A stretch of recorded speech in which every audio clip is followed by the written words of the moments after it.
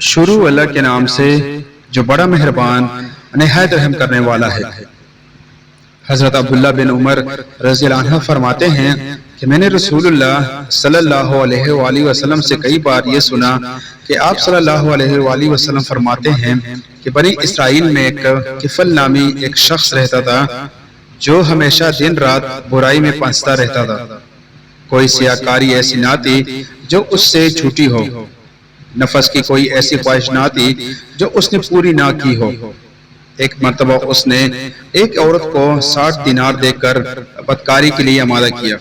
جب وہ تنہائی میں اپنے برے کام کے ارادے پر مستعد ہوتا ہے تو وہ نیک بخت بید الرزاں کی طرح ترترانے لگتی ہے، اس کی آنکھوں سے آنسوؤں کی جھڑیاں لگ جاتی ہیں، چہرے کا رنگ فک ہو جاتا ہے، رونگٹے کھڑے ہو جاتے ہیں، کلیجہ بانسوں اچھلنے لگتا ہے۔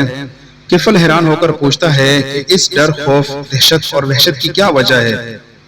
پاک باطن شریف النفس لڑکی لڑکڑاتی زبان سے برائی ہوئی آواز میں جواب دیتی ہے، مجھے اللہ کے عذابوں کا خیال ہے، اس ذب و کام کو ہمارے پیدا کرنے والے نے حرام کر دیا ہے۔ یہ فعل بد ہمارے مالک ذوالجلال کے سامنے ذلیل و رسوا کرے گا۔ واللہ میں نے کبھی بھی اللہ کی نافرمانی پر جرأت نہ کی۔ حاجت اور فکر و فاقہ، کم صبر اور بے استقلالی نے یہ روز بد دکھایا کہ جس کی لونڈی ہو اس کے سامنے اس کے دیکھتے ہوئے اس کی نافرمانی کرنے پر آمادہ ہو کر اپنی عصمت بیچنے اور اچھوت دامن پر دبا لگانے پر تیار ہوگی۔ لیکن ایک افل خوف اللہ مجھے گھلائے گی، اس کے عذابوں سے مجھے ڈر لگتا ہے۔ ہائے آج کا دو گھڑی کا لطف صدیوں خون تھکوائے گا اور عذاب الہی کا لقمہ بنوائے گا۔ ایک افل اللہ کے لیے اس بدکاری سے باز آ اور اپنی اور میری جان پر رحم کر، آخر اللہ کو منہ دکھانا بھی ہے۔ اس بہادر اور نیک اور پاک دامن خاتون کی پر اثر اور بے لوث مخلصانہ سچی تقریر اور خیر ثوابی نے کفل پر اپنا گہرا اثر ڈالا، چونکہ جو بات سچی ہوتی ہے دل ہی میں اپنا گھر کرتی ہے، ندامت اور شرمندگی ہر طرف سے گھیر لیتی ہے اور عذاب الہی کی خوفناک شکلیں ایک دم آنکھوں کے سامنے آ کر ہر طرح سے حتیٰ کہ در و دیوار سے دکھائی دینے لگتی ہے۔ جسم بے جان ہو جاتا ہے، قدم باری ہو جاتے ہیں، دل ترترانے لگتا ہے۔ سو ایسا ہی کفل کو معلوم ہوا، وہ اپنے انجام پر غور کر کے اپنی سیاکاریاں یاد کر کے رو دیا اور کہنے لگا، اے پاک باز عورت، تو محض ایک گناہ وہ بھی نہ کردہ پر اس قدر گھبرائی ہوئی ہے۔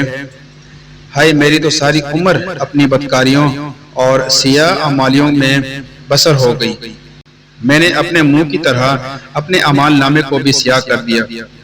خوف اللہ کبھی پاس بھی نہ پٹکنے دیا، عذاب الہی کی کبھی بھولے سے بھی پرواہ نہ کی۔ میرا مالک مجھ سے غصے ہوگا، اس کے عذاب کے فرشتے میری طاق میں ہوں گے، جہنم کی غیظ و غضب اور قہر آلود نگاہیں میری طرف ہوں گی، میری قبر کے سانپ بچھو میرے انتظار میں ہوں گے۔ مجھے تو تیری نسبت زیادہ ڈرنا چاہیے، نہ جانے میدان حشر میں میرا کیا حال ہوگا۔ اے بزرگ عورت، گواہ رہنا، میں آج تمہارے سامنے سچے دل سے توبہ کرتا ہوں اور آئندہ رب کی ناراضگی کا کوئی کام نہ کروں گا، اللہ کی نافرمانیوں کے پاس نہ پٹکوں گا۔ میں نے وہ رقم تمہیں اللہ کے واسطے دی اور میں اپنے ناپاک ارادے سے ہمیشہ کے لیے باز آیا اور رو رو کر اعمال کی سیاہی دھوتا ہے، دامن امید پہ لا کر دست دعا دراز کرتا ہے کہ یا رب العالمین میری سرکشی سے درگزر فرما، مجھے اپنی دامن افہومی میں چھپا لے، میرے گناہوں سے چشم پوشی کر کے مجھے اپنے عذابوں سے آزاد کر۔ نبی کریم صلی اللہ علیہ وآلہ وسلم فرماتے ہیں کہ اسی رات کفل کا انتقال ہو گیا۔ صبح کو لوگ دیکھتے ہیں کہ اس کے دروازے پر لکھا ہوا ہے، یعنی اللہ تعالیٰ نے کفل کے تمام گناہ معاف کر دیے۔